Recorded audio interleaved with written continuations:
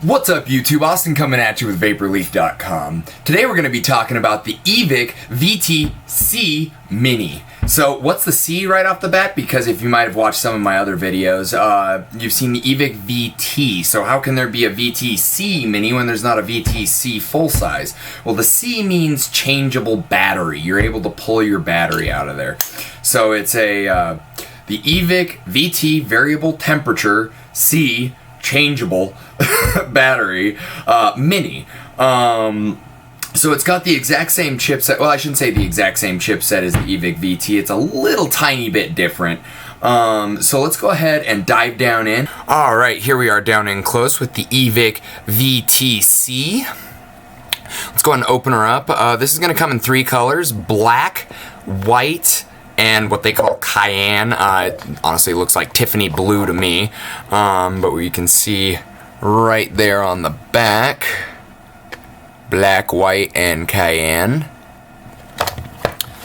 So this is what they would consider the cayenne. Once again, looks pretty Tiffany blue to me.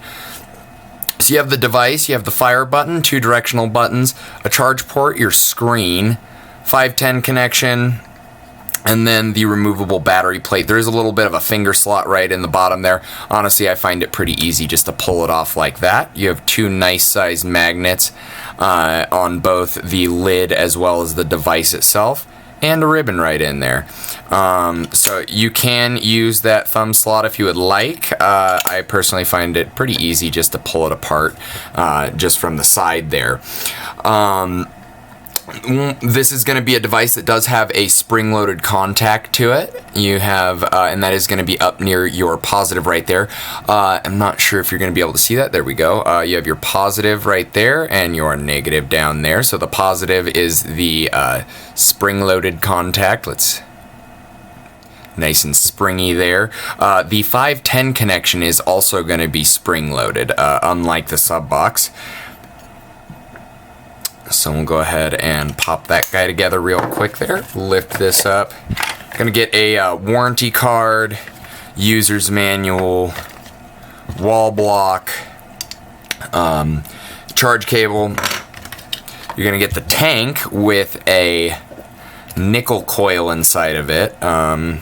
I removed the nickel coil from this one. I'm not exactly sure where it is at the moment. That nickel coil is actually noted by blue O-rings, and then it's also going to come with a titanium coil, which is noted by red O-rings. So let's go ahead and jump back to the device here real quick. Go ahead and throw a battery in here. Press the positive up into that spring-loaded contact to get it in. If you try and press the negative in first, you're going to have some issues. Alright, so the screen is on right off the bat, and let me try and get a little bit of a zoom in a little bit more here. There we go. I think that's a little bit better there. So right now we're in the power mode. You can see power, voltage, atomizer resistance, and battery life. When you're in the power mode or any of the temperature modes, the only thing that you can do is control that very first one. So in this case, we're adjusting the power in most of the other ones, aside from bypass, you would be adjusting the temperature. To get into the menu, it's going to be 3 clicks. 1, 2, 3.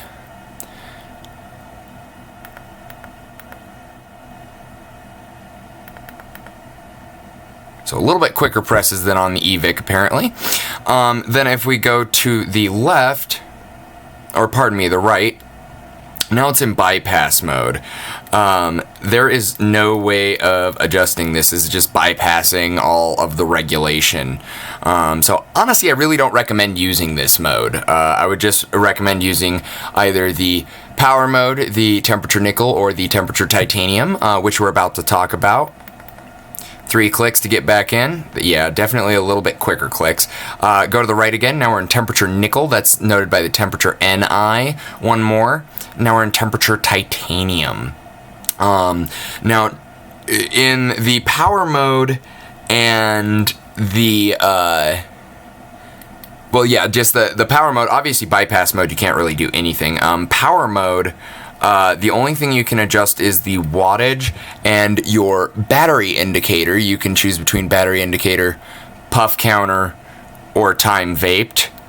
I'm going to go ahead and leave it on the battery setting there, but on temperature mode, either titanium or nickel, you can go down to the power mode and control that. On the old Evic VT, or I shouldn't say the old one, the full-size Evic VT, it was adjustable from 30 to 60 watts, and then round robin back down to 30. On this guy, it will still go up to 60 watts, but then it'll round robin down to 1 watt. So you now have a full 60 watt capabilities instead of a 30 watt capability from 30 to 60. After 10 blinks, it will lock itself in there, which just happened. And then, just like on the original Evic, you're able to lock in your resistance as well, which you would just go into the menu, go down to the atomizer. Once there's an atomizer on there, hit the right button, and that's going to lock in. So, just to run through that again, when you're in the menu, the right button is going to move through the menu you're in. If you hit the left button, it's going to move you down to the next menu section. And that's really it as far as that guy goes. Some basic settings for the nickel and titanium coils. Well, let's go ahead and jump back up, and I'll talk to you about that in just a second. Alright guys, so that was the Evic VTC Mini. To walk you through the power settings, like I was saying, as far as like in power mode, the wattage mode, just follow your tank or dripper guidelines essentially. I'm more talking about the temperature control settings on this. So the temperature, my recommendations is to keep it between 450 degrees and 570 degrees. Now with these recommendations, you don't need to follow these to a T. Feel free to try different things out. These recommendations are just what I've seen have made the device work the best and last the longest for me. That doesn't necessarily mean it's going to do that for you, but just note that by going outside of these ranges, there is a pretty good chance that coil life is going to be affected, the way that it performs is going to be affected. Now that could be positively for you, that could be negatively. So these are just my recommendations. So once again, temperature I like to keep between 450 degrees and 570 degrees. And I actually move that throughout the day pretty consistently. When I wake up in the mornings, I usually have it set lower, near the 450 degrees, so that my lungs can kind of wake up and get used to it before I really throw some really hot vapor at it. Once I start waking up, I usually bump it up to about 520, 530. Once I'm near the end of the day, I usually get it up to about the 570 degree range, and then if I'm drinking, I get it up to about the 600 degree range. Now, if you do partake in alcohol and you've had issues with quitting or staying off of cigarettes, or your vape just doesn't seem that satisfying for you when you're drinking, try a higher nicotine level and try a higher heat level. That was one of my biggest issues when I was moving from smoking to vaping, was once I got a drink in my hand, I really wanted a cigarette. You just were looking for that really harsh burn that my vape didn't supply to me. It was what I wanted when I was completely sober, but once I had a few drinks in me, I was looking for something a little bit more harsh. So if you're having issues with it, that's a recommendation right there. So 450 to 570 degrees is a recommendation. People go everywhere else outside of that. They'll go all the way up to 600. They'll go lower than the 450. Once again, these are just my recommendations.